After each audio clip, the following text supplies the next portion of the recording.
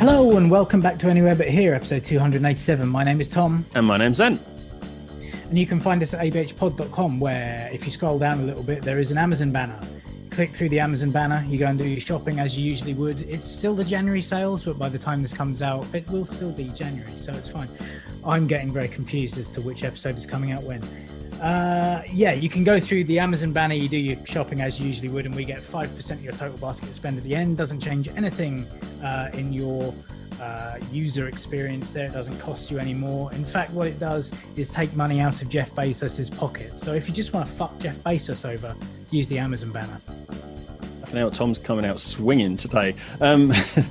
If you do want to support us, but you don't want to do any shopping on Amazon because you don't want to put money in his pocket before taking it out, you can click on the Patreon banner instead of the Amazon banner, and you can support us. It's a regular donation fee. Let's call it what it is. It's a fee. It's just like $1 a month or £1 a month. I'm not sure how it works anymore, but it's just a single amount of your currency, a local currency. We get that every month. What that gets you is you don't have to listen to this anymore, because you will get this main episode without this intro. It also gets you Spoilercasts, which this week is before anybody else. It gets you after the podcast, which is exclusive to patrons, and also if ever we do video content, you can get that earlier than the regular listeners. Also, we do a video version of this podcast for our patrons, and that is on our YouTube and stuff. Maybe you'll even be able to see this intro on the video, although it won't be for the patrons, so no. No, the intro doesn't. You can find us on social media. You can find us on Twitter at ABH Pod. You can find us on facebook.com/ABH Pod, and you can find us on youtube.com/ABH Podcast. Yeah, and you can also email us abhpod@gmail.com. As Ant said earlier on, this is a spoiler cast. It's weird because obviously it didn't have a cinematic release, so we didn't put it on the Patreon, because also we've got other things to spoil that are ongoing rather than this film, which has now been out for a month. Yes. So you're getting this a month after the film came out, so you should have seen it by now if you wanted to, but it wasn't on Patreon, so it's a very weird situation. Anyway, the film that we're going to spoil is Soul, Disney Pixar's Soul. As I say, came out on Christmas Day 2020, or was it Christmas Eve? No, I think it was Christmas Day. Yeah. So, yes, as ever, warning right at the very beginning, this is a spoiler cast. There are going to be spoilers. We are going to deep dive on this film. If you have not seen it and you want to, go and watch the film first and then come back to us. If you don't mind it being spoiled and you want to hear about a film that you don't want to see, fair enough. Enjoy.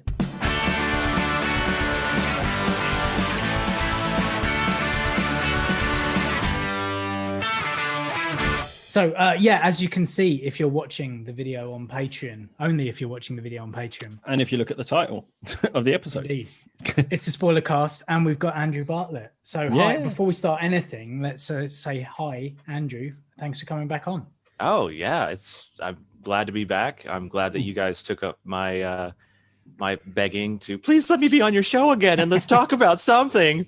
It's really weird because it's one of those things like how long have we been saying? We keep like months. We go, we need to get back. We need to get Andrew back. We need to, but it's this time difference thing. It just makes it so it makes it difficult. For some reason, 5 hours is harder to organise than 8 or 9 hours. Yeah. It's just a strange kind of. To put it into context, just we are recording in the evening. Myself and Tom, we're in the evening, and Andrew, it's just gone lunchtime there. It's going on 2:00. Eastern Standard Time. It seems to be, and I praise coronavirus for this, but it seems to be that like at the minute you haven't really got much you can do during the day. So it's good because when we've tried to do stuff in the past, it's like, how about 1:00 in the afternoon? Well, I'll be going doing this with our friends over in the States. It's I'm doing this during the day, I'm doing that during the day. But obviously you can't. People with lives. What are they doing? But yeah, so it seems that it has helped in this sense. But yeah, it's just an awkward time of day, isn't it? Whereas the 8-hour difference, it's like, well, it's evening for us. It's you've just woken up. It's great. Right. So you haven't started your day yet, but you're gracious enough when we ask you to come on. You'll either get up at 5 o'clock in the morning, or you'll say, "Right, I'll block out this whole day for you guys." Yeah. Why? I enjoy it. I enjoy it. Yeah. I have a lot of fun, and I For the enjoy love of talking to you guys, and I podcasting. enjoy hooking up with you guys and catching up, and so yeah. Yeah. Before we get into the Spoilercast, Soul Spoilercast, what are you doing, podcast creative wise, at the minute? Like, have you got anything people can look for you on? I just am right now. I'm on Twitter at AJB678. That's my main public feed. There's also, I don't know if we talked about it last time or if we kind of glossed over it, but at the beginning of 2020, there was a Vine app, kind of like Vine 2.0, the 6-second video app. It's called Byte, BYTE. Yeah. I'm on there as M3JCNV. And I've not posted a lot, but I've got a lot of stuff that's up there, just still making stupid videos. But aside from that, I'm currently, I've caught the bug to start doing another podcast. So I've got an idea. It's going to be fun. And I'm also doing a lot more writing, and the whole 173 thing may come back at some point. So the mysterious 173. Yeah, it's good to hear that you've got the bug again, because I enjoyed Room 173, and it will be interesting to hear what this other project is as well. It's going to be something similar to it, but with a little more structure. Room 173 was just mine. Hey, let's just throw stuff at the wall and see what sticks. Also, it was kind of like a creative challenge for me to see, I have all these things at my disposal. How can I use them? How can I put them together?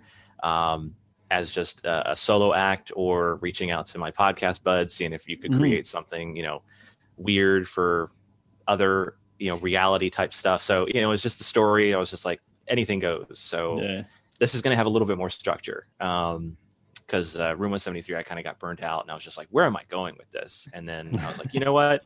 I'm just going to make the story be. I'm just going to stop for the moment and just say that the podcast got bought out by this corporation that will come into play with the Evil story. Empire. Yeah. Yes. So excellent. Nice. Really look forward to that. And obviously, universe. Good. Indeed. Right. Well, shall we then get in? And obviously, once these things have started kind of going out, of course, we will always share and make sure people are aware that it's going on. Because I will definitely throw them your way. Yeah, definitely. Please do. And we're always up for a little bit of voice acting these days, aren't we? And we've done a bit here and there now. We're seasoned professionals now. Yeah, I will definitely be hitting y'all up for some stuff. So Yeah, please Cool. do. Nice We one. enjoy doing it as well, getting creative with our voice, because we found obviously people that are creative in the podcast world sort of like go put your own spin on it as well. I'm like, fair enough, we will. We'll make it as silly as we can. We will go mental. Yeah. All the accents. Yes.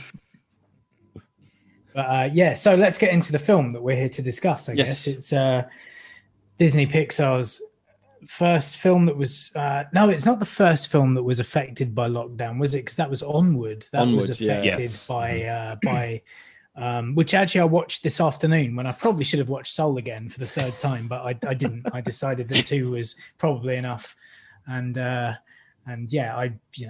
it's pretty good actually. I thought Onwards. I enjoyed it. Yeah. First time watch. So but that's not what we're here to discuss. This is the one that was brought out as kind of Disney's Christmas present to us, wasn't it? Yeah. So obviously up until this point, I think Onward and Mulan were both you could pay to watch them, couldn't you, before they were released? I think Mulan was the only one that you actually had to pay for. Oh really? Was Onward not? Oh, okay. No, I think Onward was in the cinema for a few weeks, and then everything got shut down, and then they decided to speed out the release. Okay. I think so then they went streaming with Onward.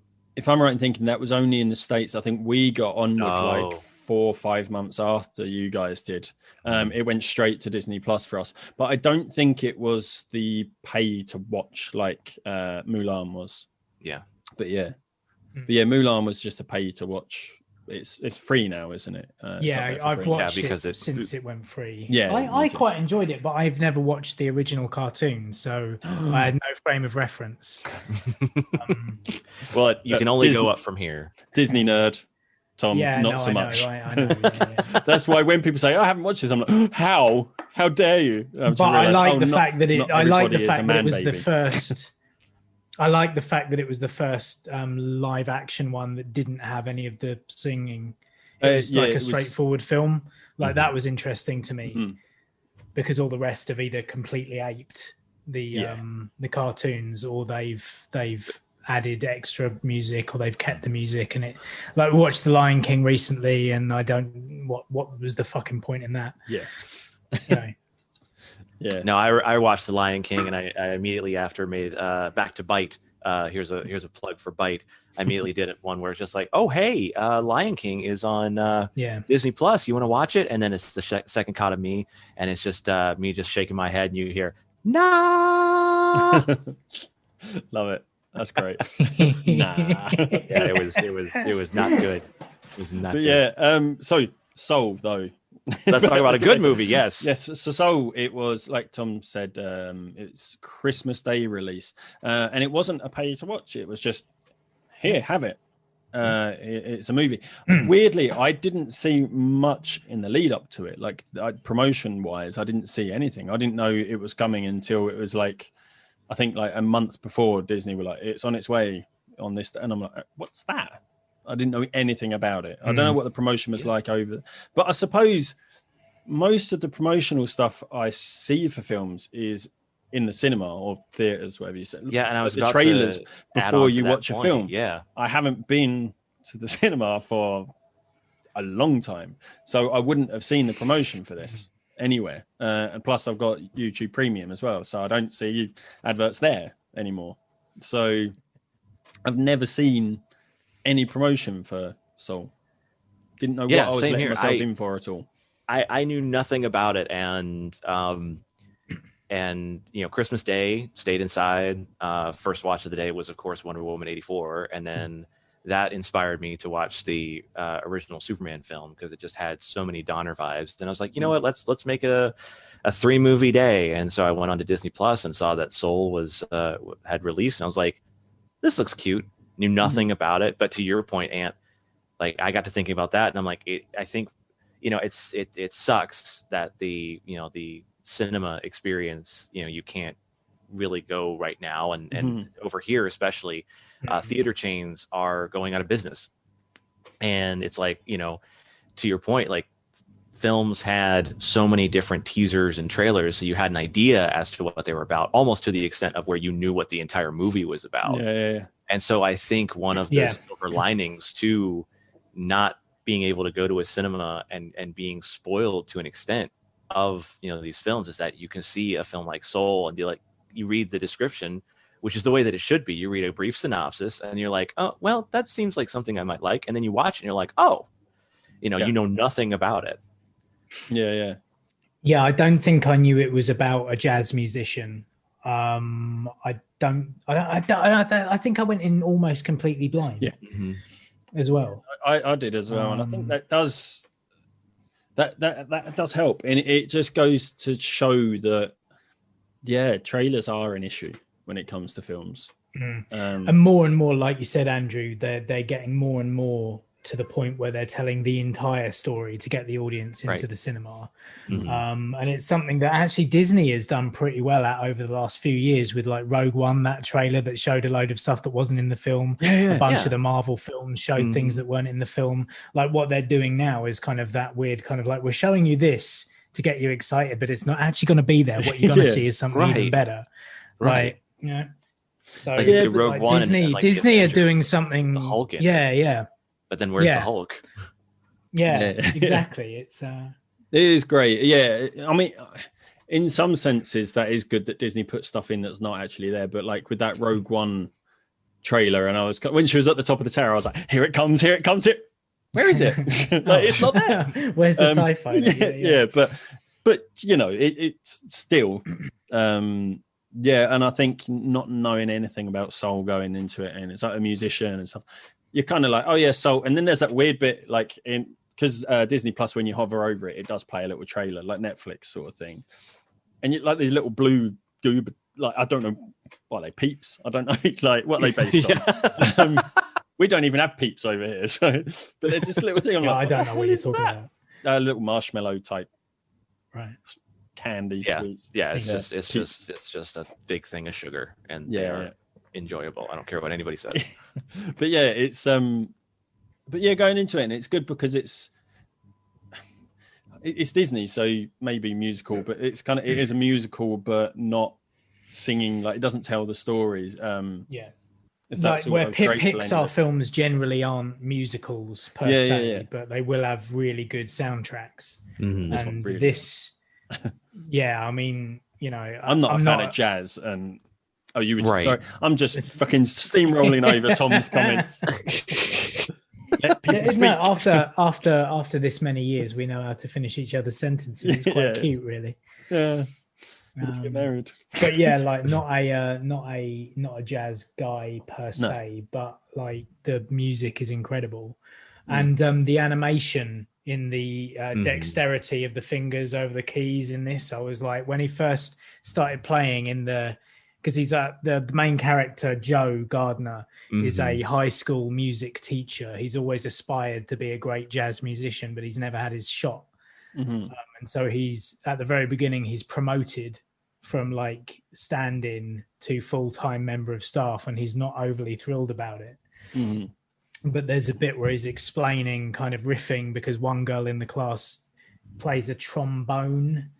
Connie. And she kind of goes off and riffs, and the rest of the class laugh, and he's like, no, that's jazz, that is jazz. And then kind of goes over and explains how his dad introduced him to jazz. He wasn't that into it, but as soon as he kind of got into those clubs, it was magical, and there was like it lit a fire in him. And then he starts playing that jazz riff and seeing those fingers go over the keys. It was like, it seems with every film, Pixar introduces a new way of animating something, and with this, it seemed to be that.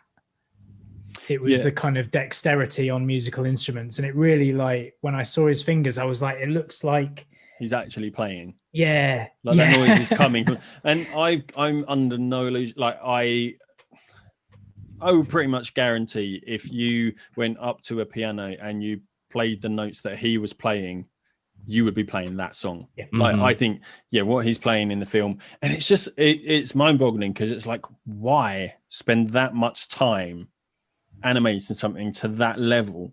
And it's because people, I mean, like, we appreciate it for the feat of it, but like your general public they're not gonna go, oh look, I bet he's actually playing that must have taken a lot of work. But I think that's the thing, it breaks that barrier, doesn't it? Like I suppose it immerses you, because in your head you're like, he's actually playing that song, he's real, he's actually playing it. So it sort of breaks those walls down. Despite the fact you're quite clearly watching a cartoon, so to speak. But yeah, and I think, is it when Connie's playing the trombone does she go into the zone at that No, point? he does. She doesn't. He goes into the zone when he's on the piano. Right, a little bit later. Not during that I wasn't scene. sure at what point you see the zone. That's later on. Okay. It's when it's when Joe is trying out for Dorothea. That's right. For the quartet. Because just after getting the news that he's going to become a full-time member of staff, he phones his mum to tell her, and she's thrilled because she doesn't believe in musicianship being a career path, and that it's a dream, and that getting a steady paycheck and some security is better. And then right away he gets a phone call from an ex-student who's drumming with the great Dorothea Williams. Curly, played by Questlove. Yes, exactly. One of the Roots. The Roots. The Roots. The Roots. But I suppose, that's another point as well, is the cast on this is a pretty big cast, isn't it? Like, he's not the only name in it. I mean, you got Jamie Foxx, Tina Fey, Richard Ayoade, Questlove, Angela Bassett, Yeah. Graham Norton. Alicia Rashad. Graham Daveed Norton. Diggs. Graham Norton. We've got to talk about Graham Norton later. 'Cause, oh yeah, Daveed Diggs as well. Yeah, but Yeah, it's Felicia Rashad as well. Yeah. yeah, it's like the cast on it is like because that's one of the things I do is should we watch this film? I go, yeah, let's stick it on. Load up IMDb, look at the cast list, and I'm just like, wow, that is a lot of names in this film. So like you say, his student Curly sort of phones in and goes, "Oh, Dorothea Williams, a piano player, has dropped out for some reason or other. I can't remember exactly. It's been I don't take notes. I just watch films. And there's a club in their town or in their neighborhood, isn't there? Yeah, it's the Half Note. That's it. So Andrew, and he pays attention. Yeah, so he. Yeah, so it wasn't like Curly saying to him, "You got to look your best, like look sharp, look the part, blah, don't blow." Like, and he's obviously not wanting to blow it himself, so he goes back to his apartment to get ready. But doesn't he tear his best pair of pants? So this is Or is that later? Am I going later? On. You're going. Fucking Yeah. So he goes to the club and he manages to impress her. Yeah.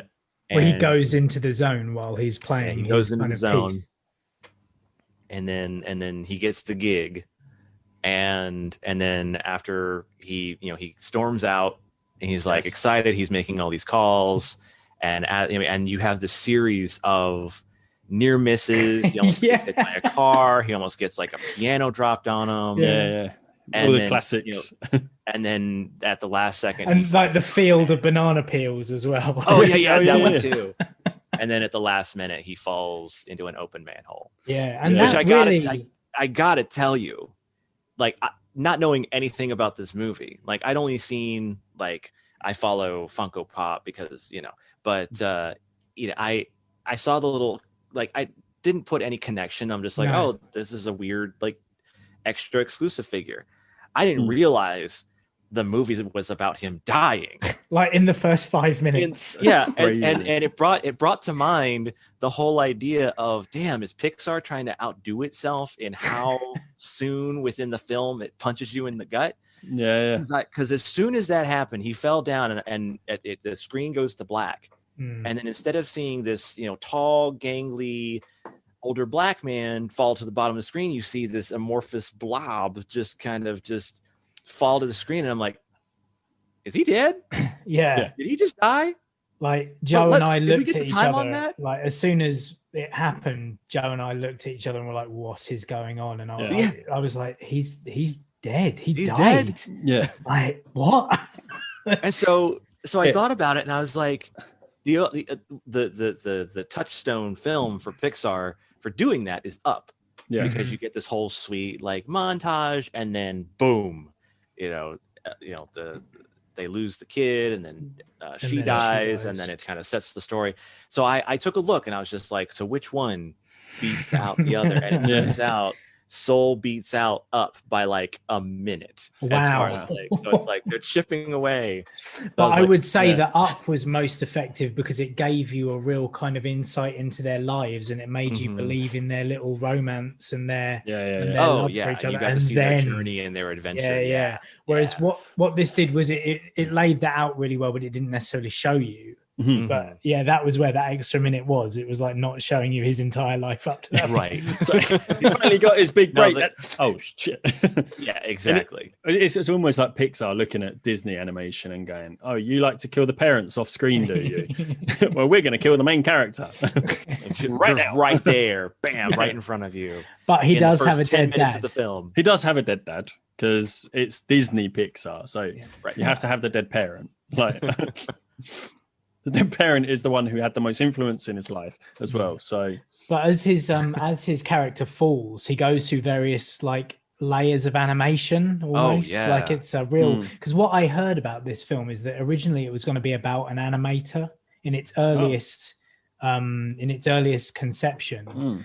The lead character was going to be an animator, and that's why I think that has stayed in there as kind of like all those falling through 2D and various types of hand-drawn animation, which is an amazing sequence. It really is, really kind of artistic, really art house almost, It's not your standard like, come into the light, which you get to, but it's one of those things where it's like, this is breaking reality. Like this is, it's unknown. So it could be all these different shapes and dimensions And I think the other thing that's close to it is the field of abstraction in Inside Out. Oh yes, yeah. Where they go through the abstraction machine, and they kind of like, again, that messes with that kind of animation styles and things like that. But so he eventually falls through all these layers, and then it ends up on a big escalator going to the big light in the sky. Yeah, the great beyond.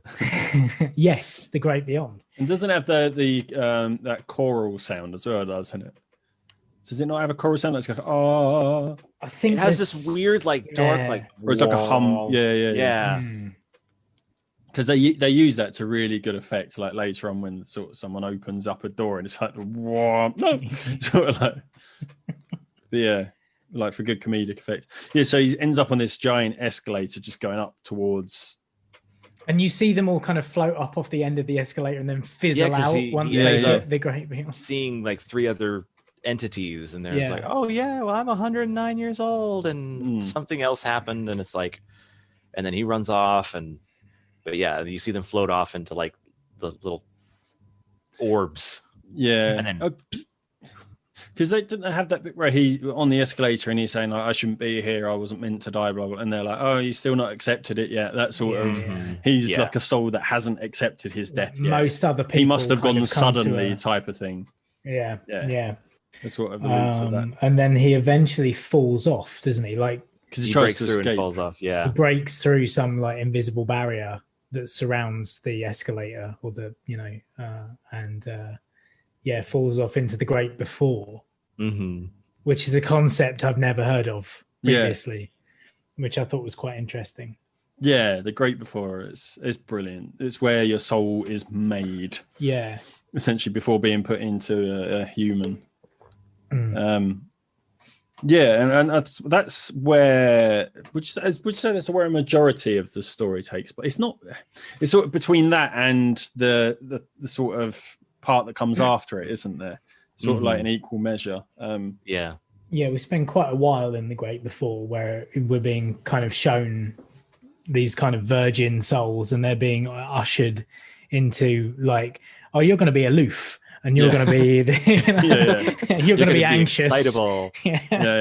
Because he, when he first gets there and someone's checking him in on like,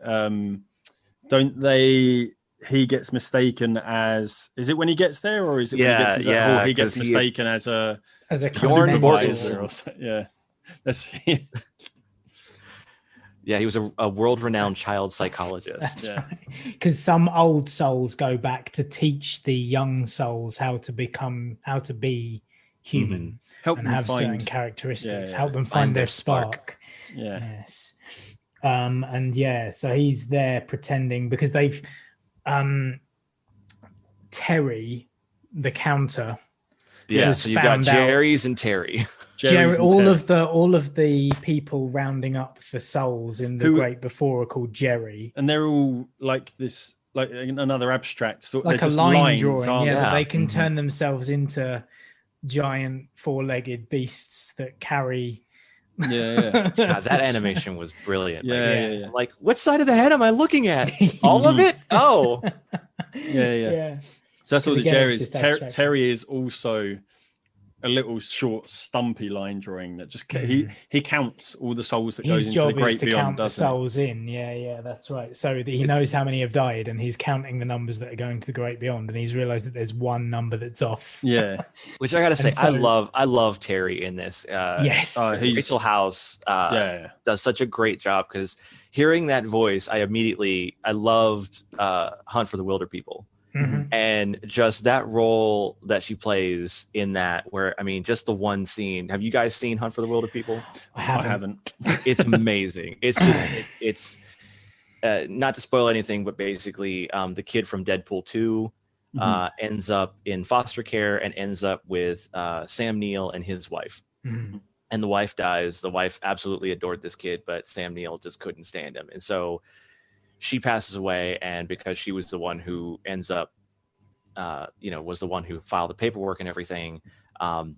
Once she passed away, Sam Neill couldn't raise him, and so he ends up back in the system. But because they're the last hope, he just ends up like in a home. And so he doesn't want to go back into a home. And so what ends up happening is he runs away, and then Sam Neill comes after him, and Sam Neill ends up getting injured. And so they're in the woods. They're the wilder people, so to speak. And Rachel House plays the social worker who's in charge of the kid's case. And so she just takes it on like the Terry character in this film, like just a bloodhound, just trying to find, I'm going to find him. I'm going to bring him back. He's going to wish he would never been born. And it's just that whole thing where it's just like, and it's really good. And so she does a really good job with that. But the Terry role, which something that I've loved about Pixar films is that, you get a standard story where there's a good guy and there's a bad guy, and that's the conflict of the story. And, that's where all the drama and everything comes to play. What I really appreciate about Pixar is that it's not a bad guy. It's just a thing that happens in your life, like death, or you grow up, like an Inside Out, or, so, there's not actually a villain, although I will have arguments with people that in the first Toy Story, Woody is a villain because he tries to kill Buzz, but that's for another conversation. But it's how he was originally written as well, wasn't it? He was written as the villain, right? Woody. Have you seen the early concept stuff of Toy Story? No. Like Woody was going to be a really unlikable character. Mm-hmm. Arguably, Tom Hanks says it, but you can't have America's granddad being a bad guy. Like. Where Soul in particular is that you introduce this Terry character, and like you're supposed to root for Joe, and then to him get back to his life so that he can run this gig. But then throughout the course of the film, it's like, well, no, like you to a certain extent wasted your life, and so this is what happened. This is what happens, and Terry's just there to balance the numbers. And so Terry's not a bad guy. That's right. Yeah. Terry's just doing their job, and I just really like that aspect of it, where you're just like, and then there are the scenes where Terry messes up, and Daveed Diggs plays a character named Paul and ends up getting his soul, and Terry's just like, oh, sorry, let's put you back up there. Hope we don't have to see you anytime soon, unless you keep eating all those processed foods. And then she leaves, and then she comes back and she's like, seriously, stay away from those processed foods. So it's like Terry's trying to help this dude out, but ultimately that Terry's going to end up having scene is just so fantastic. I absolutely love that bit. Because of the abstraction of the character as well, like Terry can hide within like the zigzag lines and all the lines and stuff. The graffiti, he hid in the graffiti, didn't he?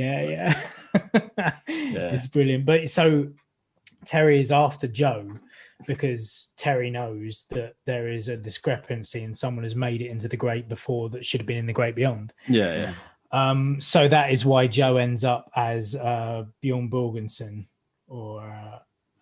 And I love the fact that when Terry goes to tell the Jerrys, they kind of don't seem to really care, and he does, and they're like, "Okay, well, that can be your project then." Like they seem to sort of take this pleasure in just, Terry, go on, you go and do that, and all the Jerrys are like, "Oh, thank God he's gone." And it's just, and Terry's like, "Yeah, I will do it, and I'll do the best job, and I'll make sure it'll get done, and I will find him."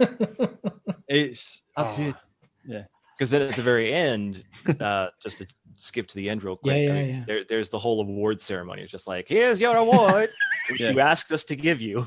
It's just so good. To get away from Terry, Joe puts on this badge and pretends to be like a soul mentor. And this person is a Swedish psychologist or whatever, and then gets into deep water because he has to. Then they decided that he was such a great mentor that he could persuade soul number 22, who hasn't wanted to go to Earth, has never found a spark, that he's going to be the guy to find 22 spark. And I think you get a sense of how long 22 has been there as well, because like I can't even remember the number, but the soul before 22 is like 5,460,000,000. Like ridiculous number, and that's you get soul 22. It's like, This one's been wow. And just that montage of her breaking everyone Like from Sigmund Freud. to Mother Teresa. It made Mother Teresa cry. So, I don't hate anyone except you. I loved the whole rundown of like Copernicus. The world doesn't revolve around you. Muhammad Ali, you are the greatest. Pain in the butt. Yeah. My favorite one though had to be Marie Antoinette, because at the time while watching it, you know, you get the images of all the known people. Yeah, you get their visage as the blue blobs. And but then you get Marie Antoinette, and she's just a floating head, and she's like, nobody can help you, nobody. Yeah. And I just thought that was funny, because she Marie Antoinette herself has no body. But then watching it again, I'm like, oh, is that a bit of foreshadowing? And so I was like, that's really interesting. But I thought it was very funny. Yeah. The other thing that I don't know whether anyone noticed, I've done a little bit of background research sleuthing, because all the souls in The Great Before are round. They have no particular features, but the mentors who have lived maintain some of their features, and I think that's part of having embodied a soul for so long. You kind of the soul, impacts us. And I read an interview with one of the animators who said, that's how that works, is like the new souls don't have any visible features. Like, we tried to make them as unhuman like as possible, because they haven't ever inhabited a human body before. So they wouldn't have a nose, they wouldn't have arms or legs unless they need them, and then they kind of grow them out of themselves. It's more like their self-image. They don't have a self-image type thing. Exactly. Whereas these older souls have kind of kept the physical traits. So Sigmund Freud has got the mustache, Mother Teresa's got the habit and all that. But also what they've done, and I didn't notice it the first time round, after I read it, I watched it back and was like, shit, was the fact that even their eye color is different. Okay. All the original souls have purple eyes. Oh, yeah.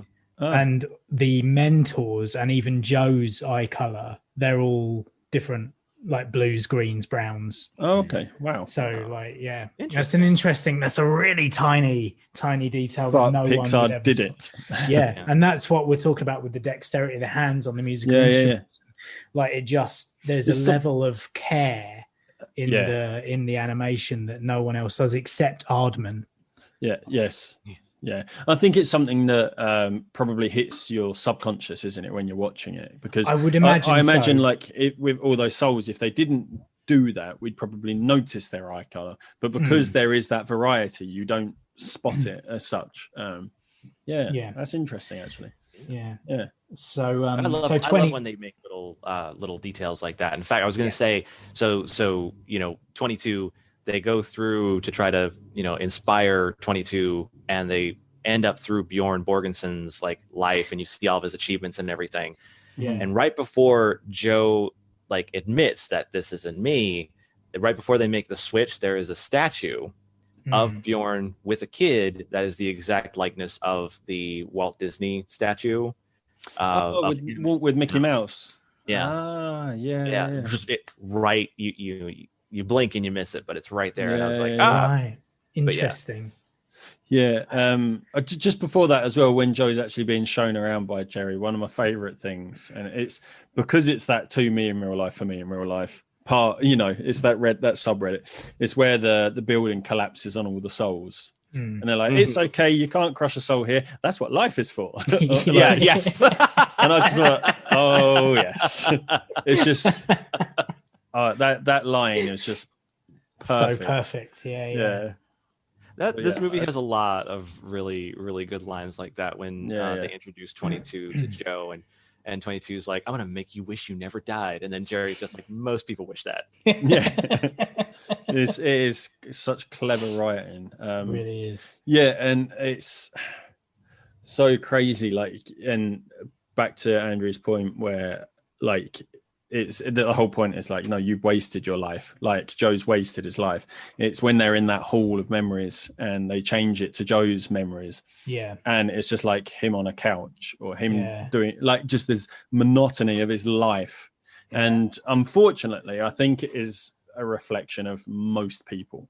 Yeah, oh, definitely. Look when it was like look what I would say. Look what you're doing with your life. But look what you're not doing with your life. Yeah. Like, well, I also think after watching it the second time, I think it's also about perspective.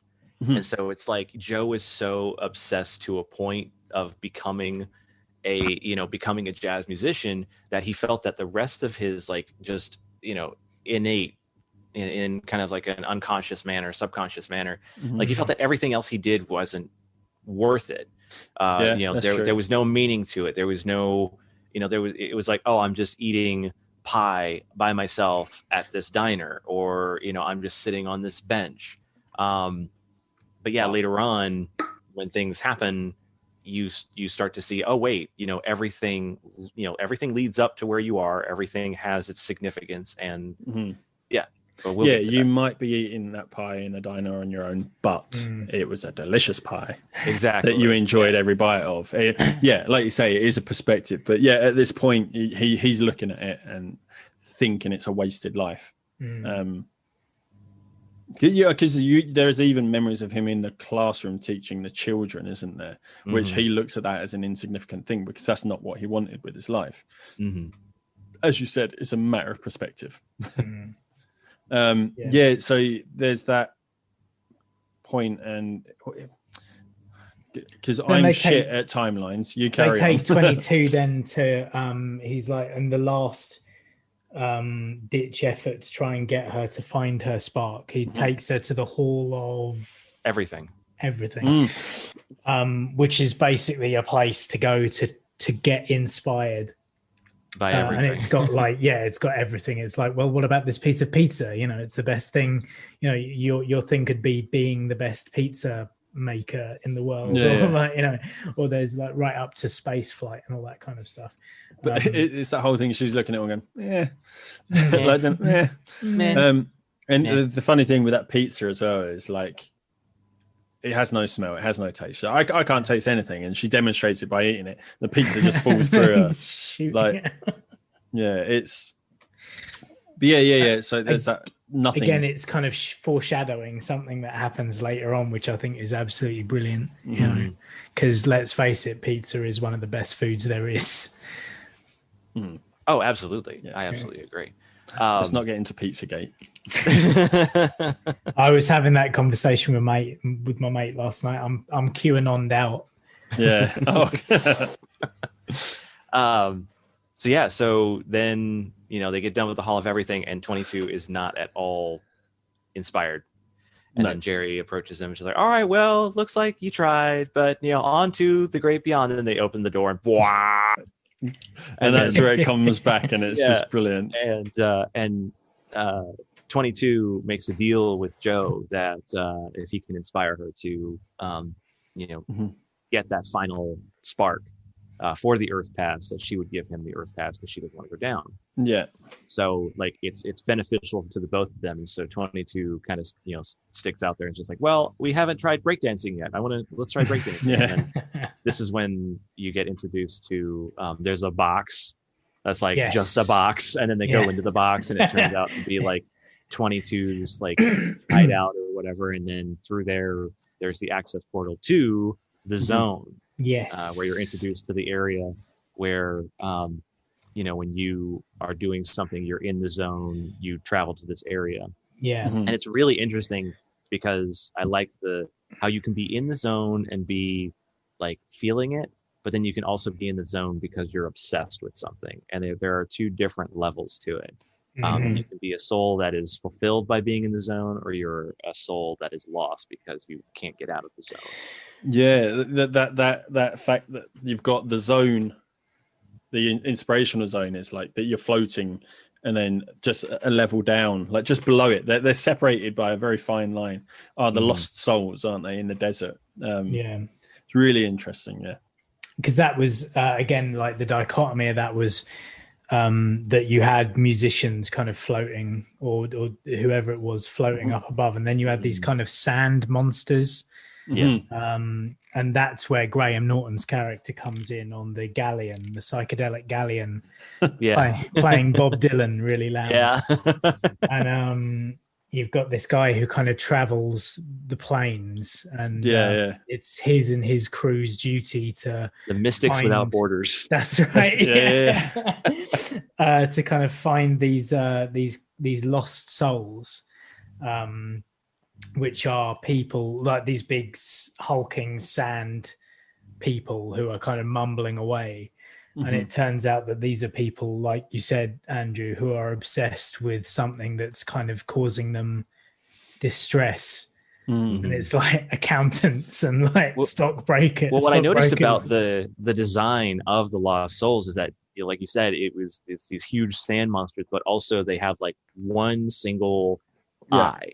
Yeah. As like that's their single focus. Yes. I was like, that's a really interesting detail to put in. Yeah. Wasn't one of the Lost Souls someone with like a metal detector? Like you That's saw, right. you saw him. someone coming down and getting absorbed by it. Yeah. And him, like in his thoughts, he's saying something. I must find it. And as he comes down, the monster, it sort of takes over into a mumble that sounds almost like "must find it," but it's like a mumble. Yeah. It's really interesting. The single eye thing. Good point. It's a really good, really good spot that. Yeah. So what happens? So they're talking to Graham Norton's character, aren't they? And they're trying to get Joe back to Earth, and he's teaching him how to meditate as a soul, like to sort of focus and find his body, because they realize his body's still alive. It's in a vegetative state. Because he hasn't gone on to the great beyond, therefore he must still be alive. Yes, that's it. It's kind of in a limbo. So and Graham Norton's character is called Moonwind. He's a proper old hippie. Yeah, he's fantastic. I love the fact that he was once a lost soul because of Tetris. Yes. And his thing now to get into the zone is sign twirling on the corner of a block somewhere. Yeah, it's so good. But so they get Joe to start meditating, focusing on what he can hear and things like that in the other plane of existence called life. And so he sort of finds it, and then it starts to open up, and then he goes, "There's my body," and then it closes. You've got to keep focused. So the idea is when it opens up, he jumps in and jumps back into his body. Yes, but 22 travels down with him. Yes. And they get mixed up on the way down, and Tina Fey becomes Jamie Foxx's character, and Jamie Foxx lands in a cat. Which I had no idea was going to be a thing. Like, because I think on some of the posters there's a cat, and on some of the ones there's not. Yeah. But I was like, I never foresaw a point where I was going to hear Jamie Foxx voice a cat. Yeah. Genuinely, actually, like it rarely happens. It happens more and more these days, but I genuinely laughed out loud when I realized he was a cat. And I was just like, oh my God, it's brilliant. It's like he's because automatically in my mind, you're like, how the fuck are they going to get out of this one? Like they're in their assigned bodies now. Do they have to die and go into comas both? Well, that's it. Right. Yeah. What's going to happen here? And the hijinks ensue. And the funny thing is, because you think, okay, so he's jumped into a cat's bodies. So what's happened to the soul that was in the cat? Yeah. I was like, oh my God, what's happened to that cat? And then you just see a cat sat on the escalator going up towards the great beyond. Just which that part kind of bothered me. I was just like, that poor cat. Yeah. But I'd read something where like a fan theory is that because Terry is so about keeping the numbers right, Terry pulls that cat. He's just like, I'm gonna save you for later. And then like and then when you get to the part toward the end, everything gets put back to rights because I suppose because the cat wasn't supposed to be there. Right. Like, no. Yeah. Yeah. Although So I that was just would like, balance the numbers, that's not the right one. right, exactly. So it's like, And okay, he's that I'm good at his job, he would know. right. I'm like, okay, I'm all right with that. Because I mean, you don't see the cat going into the great beyond. You just see the cat on the escalator just looking back at the camera going, Which they can't show that because it's always sadder when animals die in films. right, exactly. So Pixar are not that heartless. no. They will kill an unborn baby and a wife, but they will not kill a cat. Yeah. I mean, no. I mean, that's my line. Yeah. I mean, that's why that website is, does the dog die in the movie? Like, you need to do your research before you go see a film. It's just like, I see there's a dog on the poster. Let me just hit up this website real quick just to make sure that the dog survives. Dog survives. Okay. I'm going to watch it. Yeah. Biggest, case in point, Independence Day. Yes. Like, you got people dying, getting shot on the rooftops and everything. That scene where the dog almost gets eaten by fire. I'm like, no. Don't you do that. This. Don't do this to me. Don't do that. And they did. And I was like, okay, like, you're almost on my list. But yeah, like you say, Jamie Foxx as a cat and Tina Fey as a lanky, gangly black man. Who has never been alive and therefore didn't go through the crawling stage, has no idea how to use a body. Failed body test drives 436 times. That's it. You took that note. Good. Good. But real quick, I love the fact that this kind of goes into the whole when Joe meets 22 for the first time. Mm-hmm. And he's like, why do you sound like a middle-aged white lady? I just use this voice because it annoys people. Yeah. Like, it's very effective. Brilliant. I just find that interesting where it's like, if you want to go into that level, it's like the voice of a white lady in a black man understanding. Yeah. But anyway, it's funny as hell. I mean, Tina Fey, she's great. So and that's actually the next part of the story, isn't it? Like, he's still trying to get his body to the audition, to the club. And so he has to get that's where the suit is messed up, because at one point while they're moving around the city.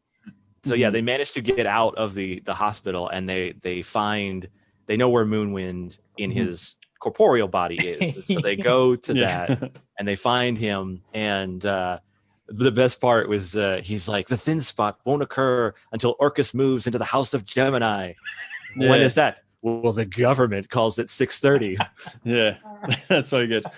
One part I really, really liked and I thought was a really nice touch as well is when they leave the hospital and 22 goes onto like in the New York streets, and it's just this hustle and bustle and there's just sensory overload.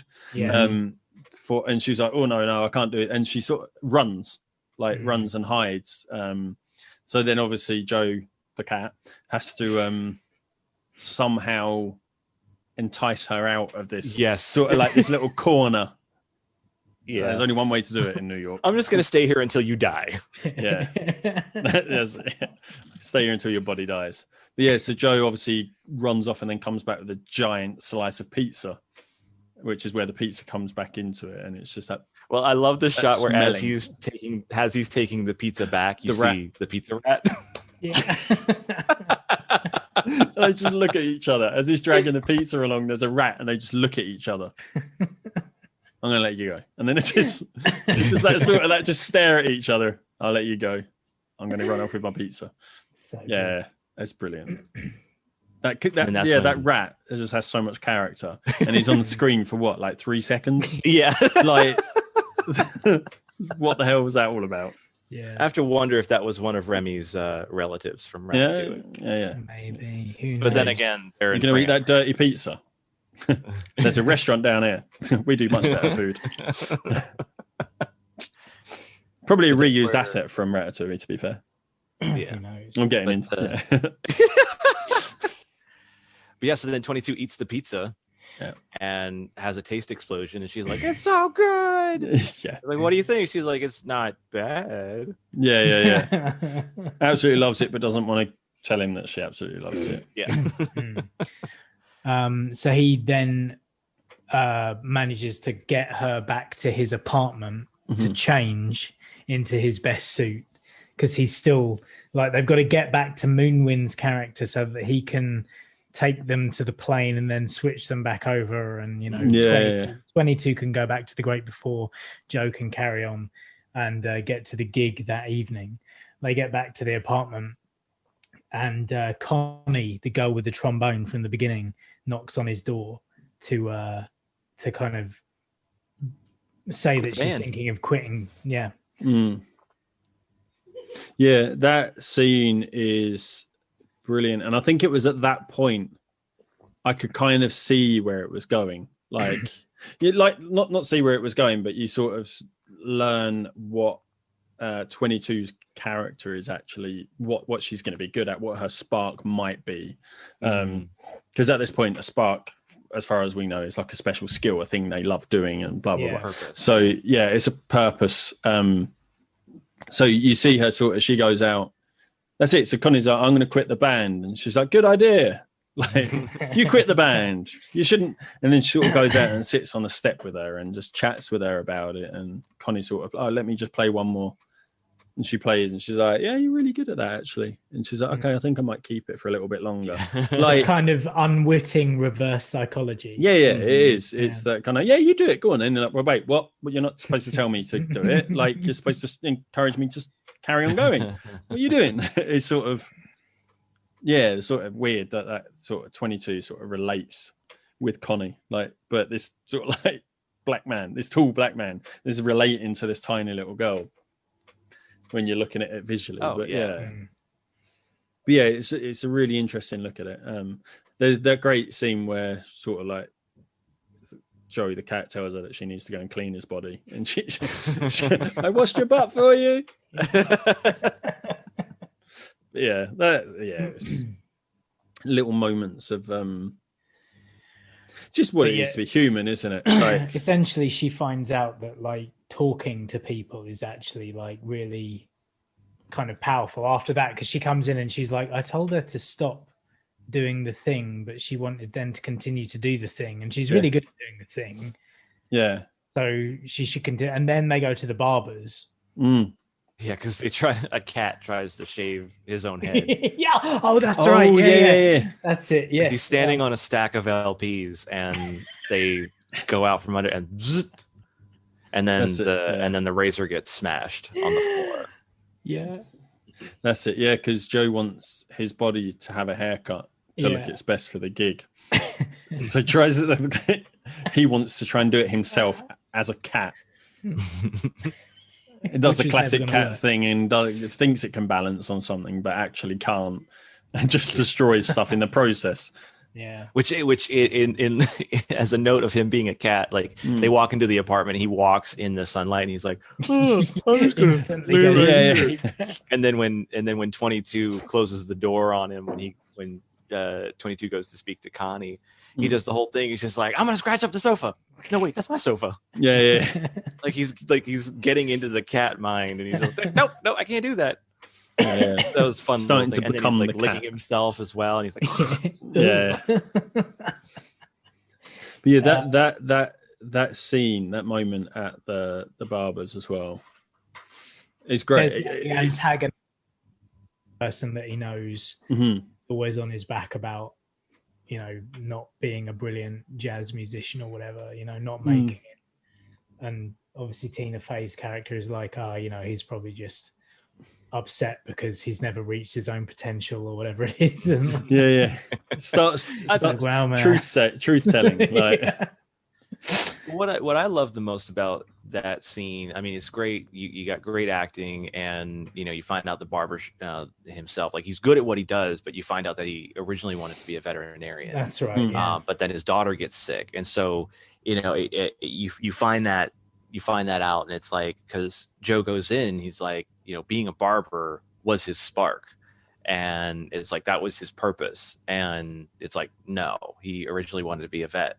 But because of but he made it work, and he enjoys it, and he loves being around people, and he loves talking to people, and it's an interesting note again to the fact that it's amazing that Joe Gardner didn't become a lost soul, because his obsession brought him so much, like kept him up so much, is that he was so obsessed with jazz and with music that when they leave, Des is just like, it was great talking to you. And 22 as Joe is like, why hadn't I didn't know anything about that. Why had you never told me? He's like, you never asked. Like, it's just always been about music. And so it also gives that perspective of you're so obsessed with this one thing that you're so closed off to any other stories, whether it be yours or anybody else's. Yeah.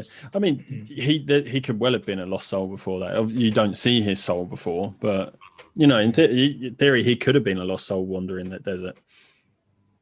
We don't know. We don't know. But, but it was interesting because, like, I don't know, like either of you go to barbers, but it is like that. Sometimes you can sit there and just not say things, and then other times you kind of, if you got the same person again and again, it is this kind of weird. You do start to chip away at each other, kind of get to know each other, and it's really interesting that, and I think it's something that. You can, again, it's another thing that you can relate to, in that sometimes we can all get a bit wrapped up in the things that we do and talk as podcasters and talk about things. Do you know what I mean? Yeah. You get so wrapped up in your own world, you forget. Yes, there's people with good stories out there. It was for my job now, I call up, like, I can phone doctors' practices or hospitals and things. I need to get connection, and you could be on the phone with them. Like, generally, my particular one, I'm never on the phone for more than 5-10 minutes. But like on Fridays, I had a particular customer where I was on the phone when nothing was happening. I was waiting for a computer to turn on or something like that, and I was just sat in silence. I was like, I should probably talk to them. So I just asked something, and then they just started talking. Like, oh, okay, this is how you talk. This is how you human. This is how we converse. Yeah. So I started talking to someone. It just felt different. Yeah, you do sort of get, because my purpose, I just need to call up and get on their computer. I need to deal with this. And then, actually, do you know what? I should probably talk to this person because I've just interrupted their day to get a connection to their computer. So it's like, I should probably talk to them. Right. Customer service and all that. I'm someone who tends to sit silently at barbers. I won't initiate the conversation, but I know all hairdressers generally will want to talk, but they will wait for the customer to initiate the conversation. So I end up sitting there quietly. I do that because mine asks loads of questions. I haven't gone to a barber or a hairdresser's in like 3 years. I do this myself. I've just got a razor and and that's my style, at least for the moment, because the thing is like, I'm very nearsighted, and so so sitting 5 feet away from a mirror, like, I need to look at a person to gauge their reactions to what I'm saying, and it's like level of interest, are they but I can't see from 5 feet away this person behind me with sharp implements, just it's just the blob just moving around, and I'm like, and so I get very self-conscious, and it just gets to a point where it's just like, just please cut my hair. I'm okay with my glasses. I can see them, but when it comes to the end and they go, how does it look, and I'm like, can you pass me my glasses, please? Right, exactly. I have the smock on, but I have my hands underneath it, so I have to like do that weird little like shuffle, that hair everywhere because you're trying to get your hands out. But the hairdressers is a great, but it's interesting though, because that is a universal thing as much as it's a kind of hub of kind of African American. Like, there's a big cultural significance to barbers in African American communities. Like, it's something we've all been able to have some sort of conversation about, where we've all been like, maybe we talk too much, or maybe we don't talk enough, or it is interesting, or problems with sight. Whether literal or metaphorical. That's it. But I suppose like that was a good show again of the 22 character, of the type of person she probably will become. And this is the thing, isn't it? Because this is where time you see it, she suddenly starts to switch, where she's like, oh, well, maybe life isn't so bad after all, and making connections with people is something that I'm enjoying doing. I'm actually enjoying this. So they get to Moonwind and she suddenly gets cold feet and decides to take off. Although this is after, because he goes to get a suit, right? He goes to get his suit repaired. Yeah, because she's jazzing. Yeah, she's going all around and she's feeling everything. Like she feels the wind. She lays down on the grate, and it's that whole thing where she's like gazing at the sky, and then the hat flies off, and then she goes to pick up the hat in the most awkward fashion, and that's where the pants rip and show the pants rip, the heart undies and classic. And then he goes to his mom, who is a tailor, and he's like, "Oh, I need to get this suit mended," but she can't know it's for a gig. But they get there and she knows it's for a gig instantly. Yeah. But this is probably one of the best scenes in the film, at least for me, because I like it had been established at the beginning of the movie, they how she feels about the whole aspiring jazz musician thing. She just like, take the job as a teacher, it's security, and you're not going to get that kind of security being a jazz musician. And he just kind of takes the licks, and he's just like, well, fine. And he gets to the point where he gets this gig and he has to hide it from her, and it's like, it's not fair. So then she's giving him the run up and run down again, and he's like, you know what, no, I'm gonna let her know how I feel. He makes a comment about her never believing in him. And then it turns into this really beautiful scene where Joe, as the cat, is telling 22 as Joe to repeat after me. And there's this great, like, it's an interesting transition, a beautifully, like, it's seamless because that's how it's animated. But you go from one side of the mom looking over one shoulder and seeing the cat talking, and then you hear Jamie Foxx's voice, but it's seamless. And then you see Joe talking, because that's what they hear. When 22 talks as Joe, it's Joe's voice that you hear. When Joe is trying to talk as the cat, all you hear is and so so it's except this is the only scene where they fudge that rule, in that Joe is talking to 22, but the mother is not hearing the no. She's just hearing his voice. It wouldn't have worked otherwise. In the way that it does. No, because every line would have been said twice. Right. Because it would be Joe the cat saying it and then 22 saying it. But it's such a sweet scene because it's like, you also get the perspective of a parent who is like, I see so much potential in you. I just want you to be safe. I want you to be secure. Yes, I want you to go after your dreams, but does it fall in line with the safe and secure? And after Joe gives this heartfelt speech, and she's like, I've always been proud of you. I just want you to be okay. She pulls out this box and she's like, if you're going to do this gig, you got to dress in style. And pulls out his father's suit, which is this nice, like, blue, just jacket and pants set. And they get him looking good. And it's very sweet, because it's like, 22 is learning about, everything about living. And then Joe is relearning everything about what's in his life. And very multifaceted, and I just love that. Yeah, it's incredible. It was something that Pixar are really, really good at, working with multiple layers, and reminding their audience what's important. Well, it's just the line that hits is like, I'm just afraid that if I died today, my life would have amounted to nothing. And it's like, he did. It's like, yeah, it did. Yeah.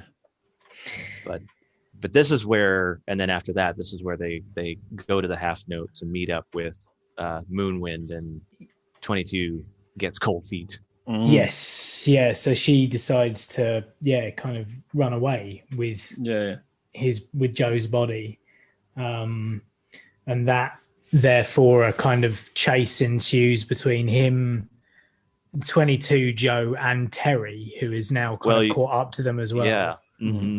Because they're just they're just chasing each other. They go into a subway station, and in fact, as they're running down into the subway terminal, you run into the lady who owns Mr. Mittens, the cat. That's right. And it's just like, oh no, and then he manages to get out of her grip and chases after 22, and then just as they're about to hit the next set of stairs, you see it from like they're coming toward you, and all of a sudden it's just nothingness. Yeah, and it Terry has created He's created like a portal back to the escalator, isn't he? Yeah. So like, and just the way that it's animated and the way that the music runs, like you feel things slow down. You feel drained just watching it. And you're like, oh no. You're like, yeah. So I'm just trying to figure out what happens next. They're back in the before. Yeah, they're back in the great before, and Joe starts yelling at 22, and that's when Terry comes in between them, and she's like, "No, you cheated," and that's when it was like, Terry's not the bad guy in this. Yes, film. Yeah. It's like he's neutral. You know, he just wants the numbers to add up. That's all he cares about. Yeah, you cheated. Yeah, and he her spark badge has sparked, hasn't it, in that time, because she's found the thing that she wants to live for. But because of the argument they're having, she throws it back at him and is like, right, if that gig's so important to you, just go. And then she runs away. And because he's still obsessed with playing the gig, he does in fact go back down to earth. He takes the badge and jumps, doesn't he? Yeah. And then 22 becomes a lost soul. Well, this is it, yeah. And does he doesn't witness that happening though, does he? No, she throws the pass at him, and then she turns around and just into her box. And she starts repeating herself. She's like, I'm never good enough, I'm not gonna that's get it.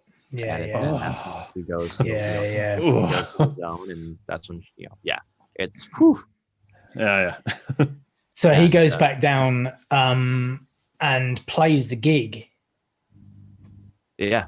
At this point, right? And then because he comes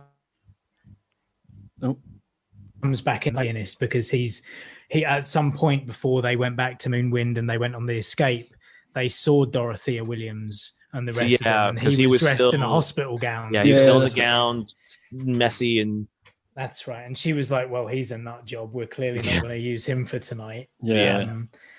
And then, so he's back down to earth. He goes back into her dressing room and is like, no, you've got to use me. This is literally the one thing that I have to do. And so because of his kind of bullshiness, she kind of gives in. Give the speech about his dad taking it. Ever since my dad took me to jazz club and I saw so like he gives this big thing. This is why it means so much to me. Right. And like Dorothea sees his passion and it's like, right, we'll give you the chance. We'll give you one shot. And he plays the gig. Yeah, does he go to the zone during the gig? And you don't see him go into the zone. That's right. What he realizes is that actually having to do that every single night, because they get back out, he's on a high, he's played a brilliant gig, like she's clearly warmed to him because his piano playing is brilliant. But then right afterwards she's like, so again tomorrow night then? Same thing tomorrow. And then she tells the story of the fish going up to an older fish, and I'm trying to find this thing called the ocean. The ocean is the older fish. That's what you're in right now. No, this is water. What I want is the ocean. And so it's like having this grander idea of the thing you're already experienced, like getting what you want but wanting it to be more.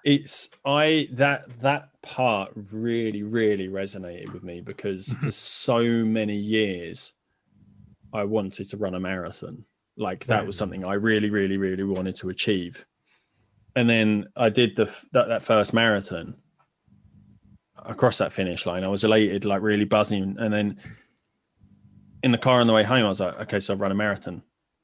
Nothing's changed.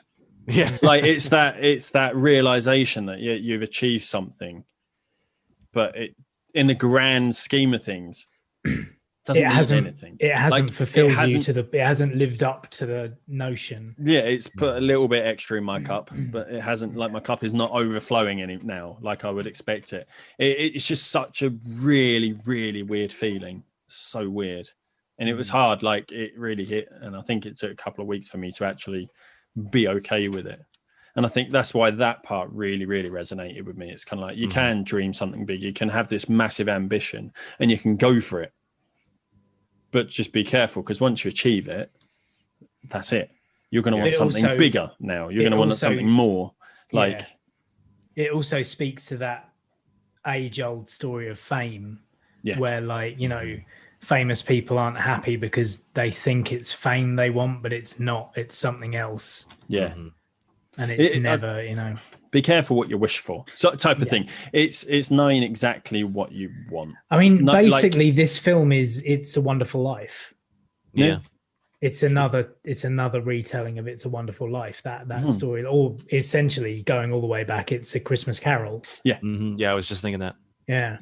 I mean, that is the archetypal story of all these things, where like you get a chance to see what it could have been, or with or without you, or with or without fame, or whatever it is, and it always goes one way. It's the same thing. Yeah. And this is the point where he's like, "Oh man, I don't know if that's what I want to do. Is actually do this same thing every night. I thought it was going to be exciting."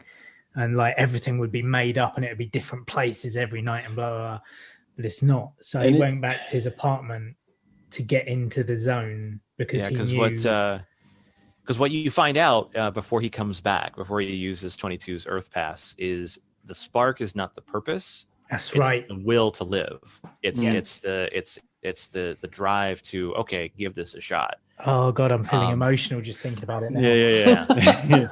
Yeah. So it's life itself. Yeah. Like the spark is life. It's because I've got this vivid memory. Isn't there a bit where she's sat outside the half moon on the floor as Joe, and there's like a brown maple leaf? Is it a maple leaf? There's a leaf, isn't there? It's a little like spinny leaf thing. Oh, is it the what are they called? Yeah, the I used to call them propeller helicopters when sycamore, I was a child. sycamore seed. That's it. Yeah. Mm-hmm. And then he sees like when he comes out after hearing the story about the fish in the ocean, doesn't he see that leaf on the ground? So that reminds or something. Throughout her tour as Joe, she collected all these things. She's got like a 3/4 eaten bagel. She's got the spool of thread that was used for the suit. The pockets. She's got the lollipops from the barber shop. She's got the sycamore seed. So it's all these different things that, you know, the crust of the pizza, just the little things that are little things, because like as right before she runs off and, you know, everything happens, like she's like, this could be my purpose. And Joe just goes, those aren't purposes. That's just regular old living. And it's like, but so that's it. So he sees these pieces, and that's when, it didn't click until the second time watching it, but this is him coming to terms with the fact that he should have died. He should have died. He's living on borrowed life. Give this soul a shot. And so he creates this. I mean, I was tearing up, this beautiful piece, just, you know, and again, to the credit of the animation, you see the hands just lightly, you can tell the care and the precision and just everything that's going into it. And then as he's playing this tune that's coming to him, you see events from what we've seen, and then basically his life flashes before his eyes, and you see him go to the club for the first time. You see him watching like fireworks. You see him like playing the piano for his dad, who's an old man. And then there's this scene like shortly after where it's just a glimpse, and you see a beach, and in the foreground are 2 pairs of shoes, and then in the background you see at the ocean he and his mother. So it's like you assume that that's like after the father's passed. You see all these different things, just and you see a shot of him at a diner like eating a pie, and it's like the context, all these little things are just like, this is life, the big things, the small things, the things, and then he goes into the zone. I think again, it's the teardrop as well. Oh yeah, oh god, fucking hell. I can tell. I'm having a moment here. But I'm at Disney. Another thing that resonated with me with that scene was the fireworks, because I've got a memory of we 2 or 3 years ago now, we went to a fireworks display, and it's me being the man child I am. It was Disney, set to Disney music, like a fireworks display. And I was just sat on the floor, just watching. And it was just, I was there, the music, the fire, that was it. And I was just like, just this Zen moment. And it was just like, yeah, it was so, and I was there with like Liz and Chloe. And it was just, I don't know, there was just something about that moment that was just sort of, I don't know, it was great. And then seeing that in the film, and I was like, oh, yeah, no, I get that. Yeah. The fireworks thing, because it just sort of, you become a child at that point. I love fireworks. I love fireworks. I love Disney. Put them together. It's great. Yeah, so he's playing this beautiful piece of music and he goes into the zone. Yes.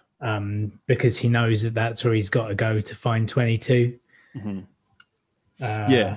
So he sort of like did the transient thing, like Moonwind does. Yeah. So he, in his sign spinning, he can get to the zone and he can get there and he can rescue lost souls. So Joe knows he gets himself into the zone with that piece of music. He's now back into his spirit body.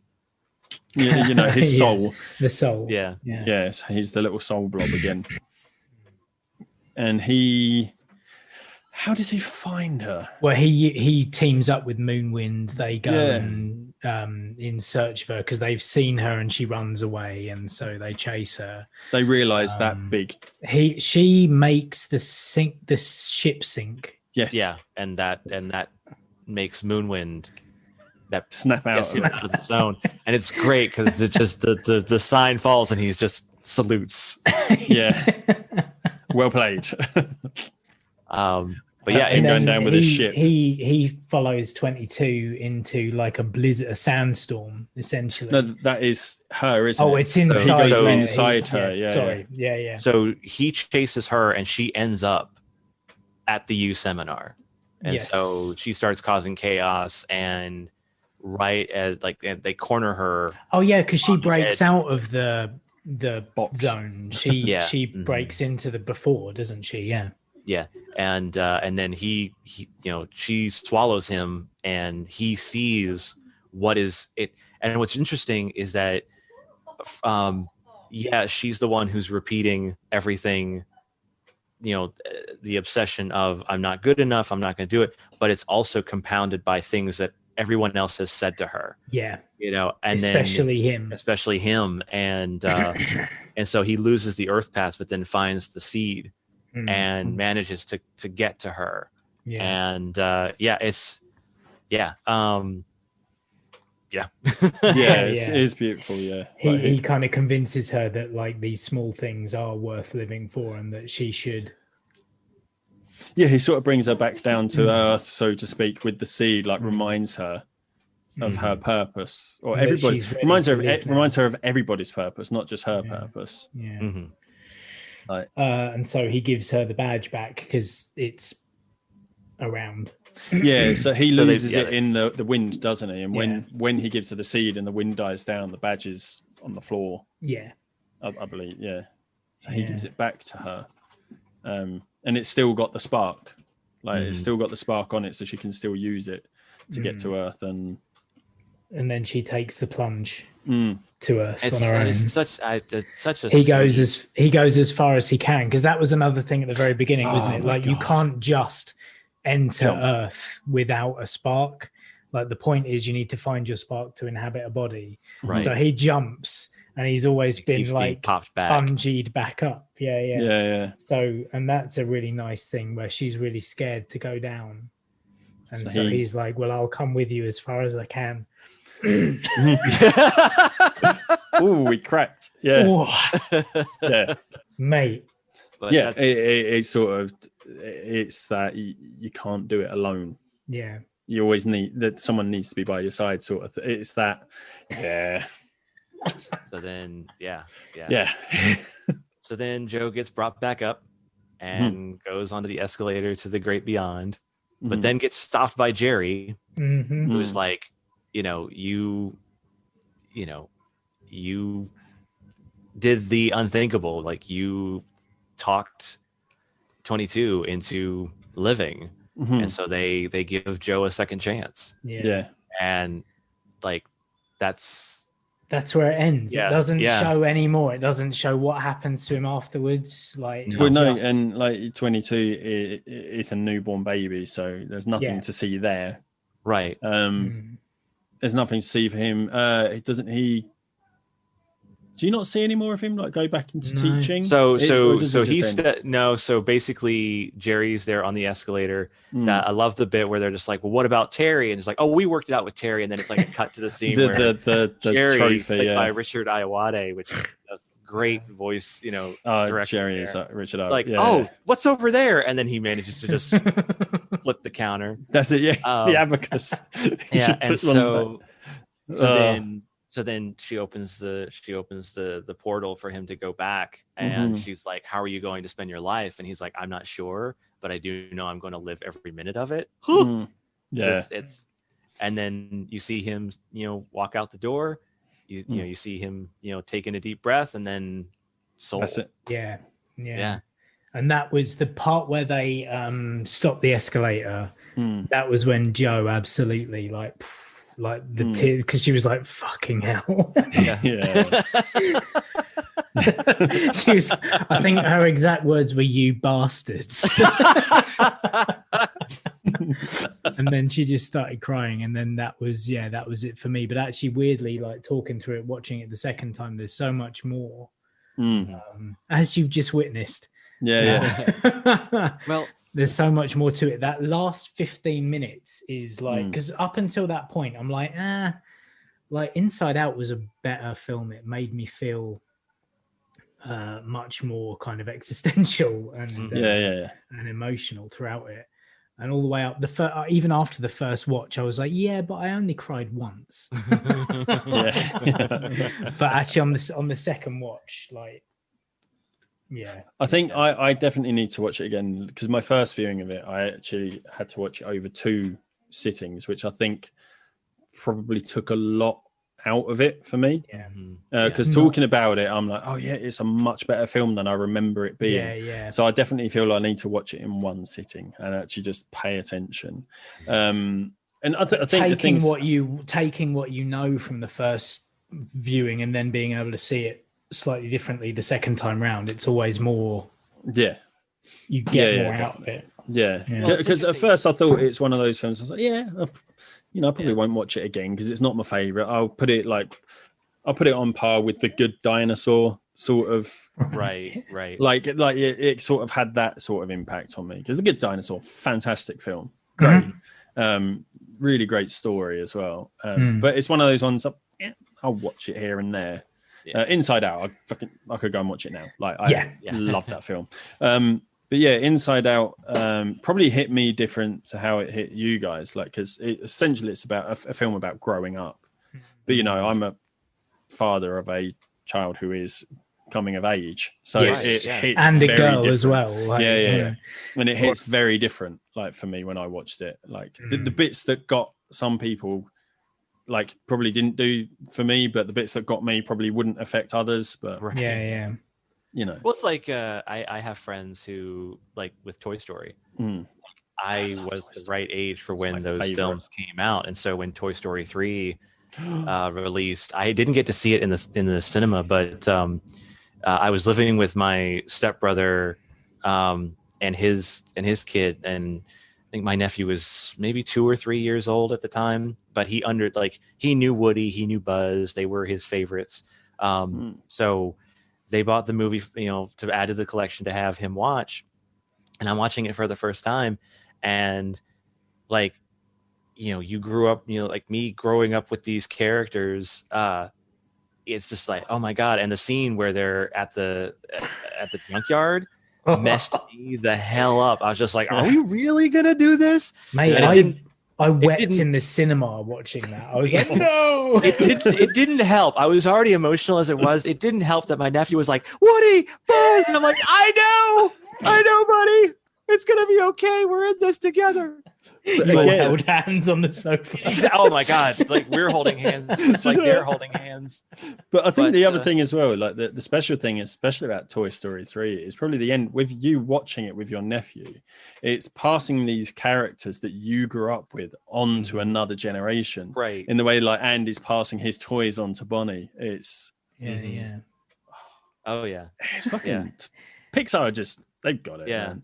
I don't know. One thing, like Pixar. One thing I've noticed about a lot of these films is like, and I mentioned it to you guys, but I'll say it on here. Like the second time watching Soul, I find interesting is that the whole premise, you know, he's an aspiring jazz musician, part-time substitute teacher, part-time music teacher.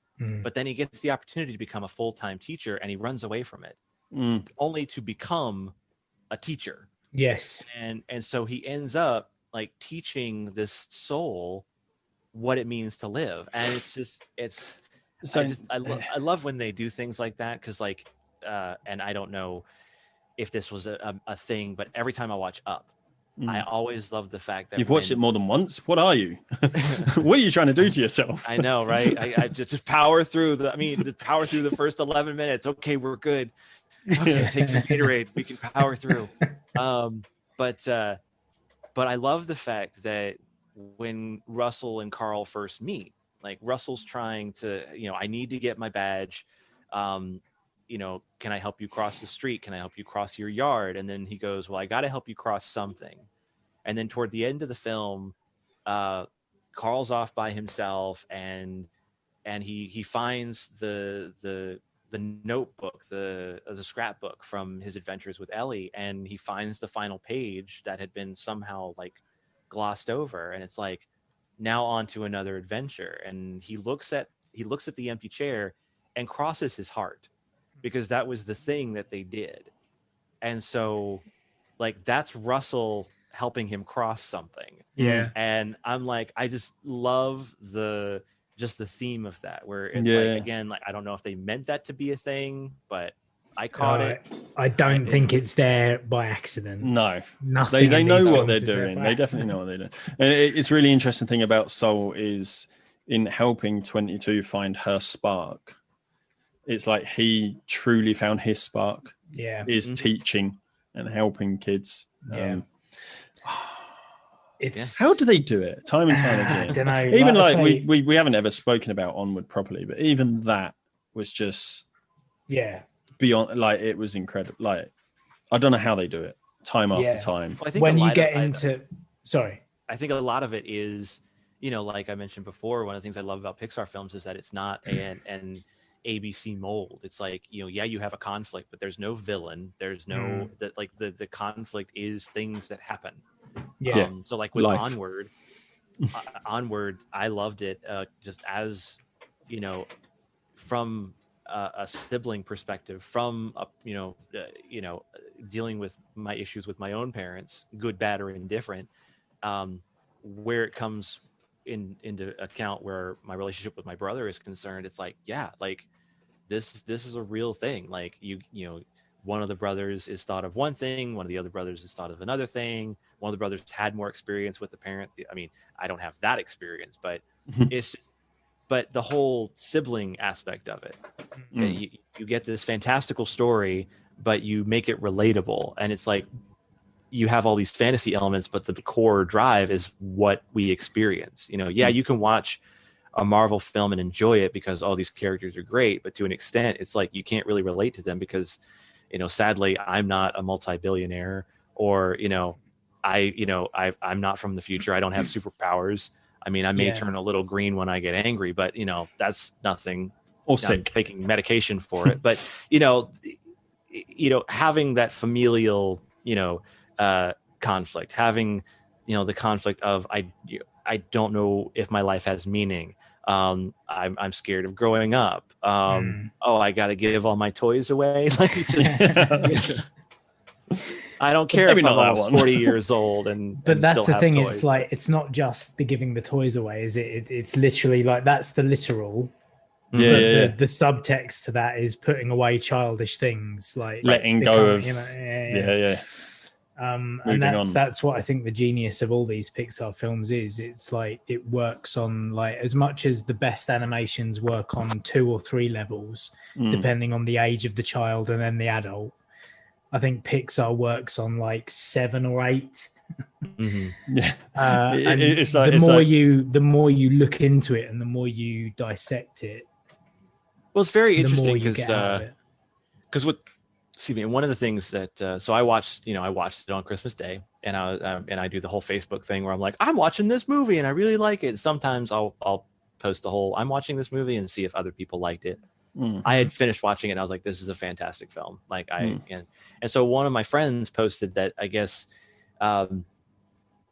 people were upset because it didn't have that POC representation, and I'm just like, like what? I think it's a universal story though, isn't it? Yeah. It's not specific to a culture or a race or a creed.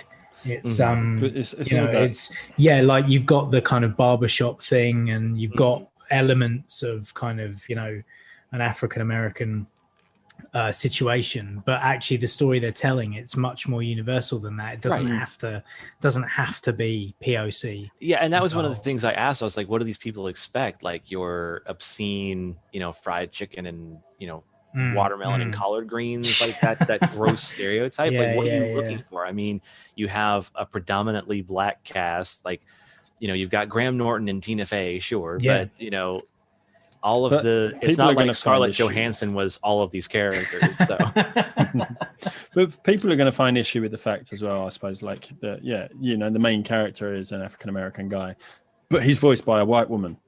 But they, like, I think you pointed out in your comments as well. It's like, but they point that out within the film.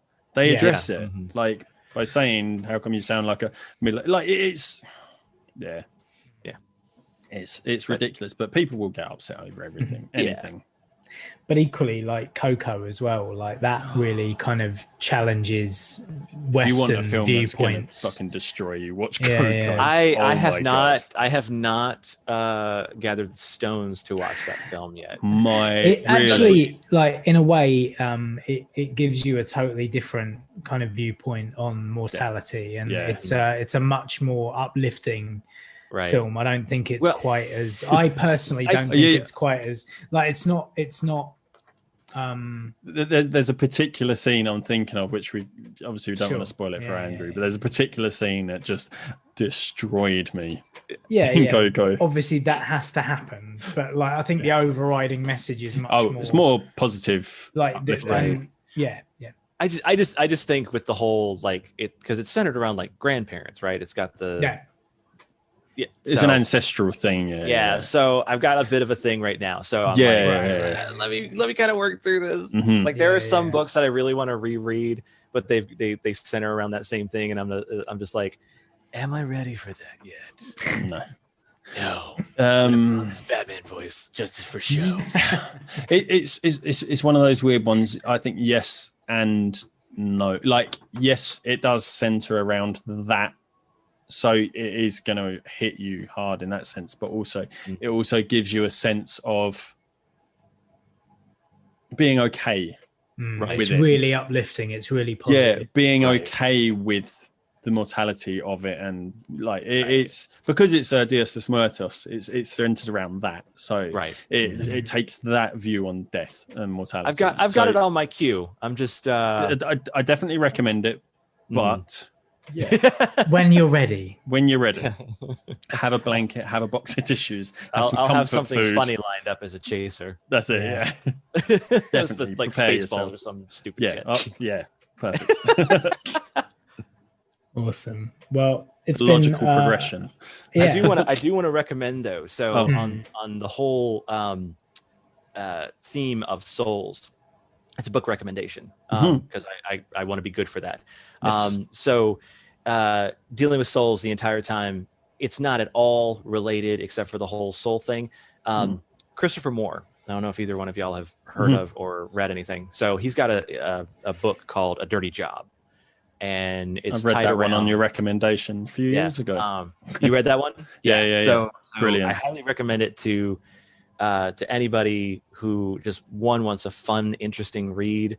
A guy becomes a Grim Reaper after his wife, who has just given birth to their only daughter, passes away, and he goes up to her hospital room and finds this big black man in a minty green suit, and turns out that guy's a Grim Reaper, and so he becomes a Grim Reaper, and he has to deal out souls through his pawn shop. And so the idea there is that you're not always born with a soul. Some at some point in time you may acquire a soul, but at the time, like, there's a holding pattern, and he's like at the way station for it. And it's an interesting, it's crude, and it's a funny story. It's kind of sweet at times. What's really cool about it is that Christopher Moore writes other stories, and he's got this vampire trilogy, Blood-Sucking Fiends. And in one of the books, there's a scene in A Dirty Job, as well as this book. It's called You Suck, where the universes collide, and the same scene happens from two different perspectives. Oh, wow. In both books. But from a soul theme, definitely recommend. I recommend A Dirty Job and the sequel, Secondhand Souls. I haven't read the sequel. It's really good. So yeah, good to have. Definitely good book. Definitely. Yeah. I'll add it to a list of various things. Yeah. That I may or may not get around to. I'm back on a reading kick. I'm trying to make a habit of it again, because last year I don't think I finished one book. Whereas the year before I read like 14 or whatever. Like, mine's mainly autobiographies at the moment, interspersed with the Sandman novels as well, the graphic novels, which I've started. So yeah. So it's been really interesting, really good to have a chat about emotional. Soul. And get in touch. It's one of those, though, isn't it? You know. And I think it definitely warrants another watch for sure. To kind of drill down into those extra layers, just to really hurt you. Yeah, why not? Get the masochism stuff on. I guess, you know, it would be interesting to what other people have taken away from it as well. Whether there's anything that we've not mentioned that they've noticed, you know, it would be interesting. It's nice to have these conversations. So get in touch on all the socials. But until next time, and I'm sure it won't be another 9 months before we have you on again, Andrew. I hope it won't be. Not. No. Looking forward to whatever it is that you're doing podcast wise in the coming months/years. I won't put a time frame on you. Well, I appreciate that. Open-ended. Yeah. But until next time, I've been Tom. I've been Ant. I've been Andrew. Bye.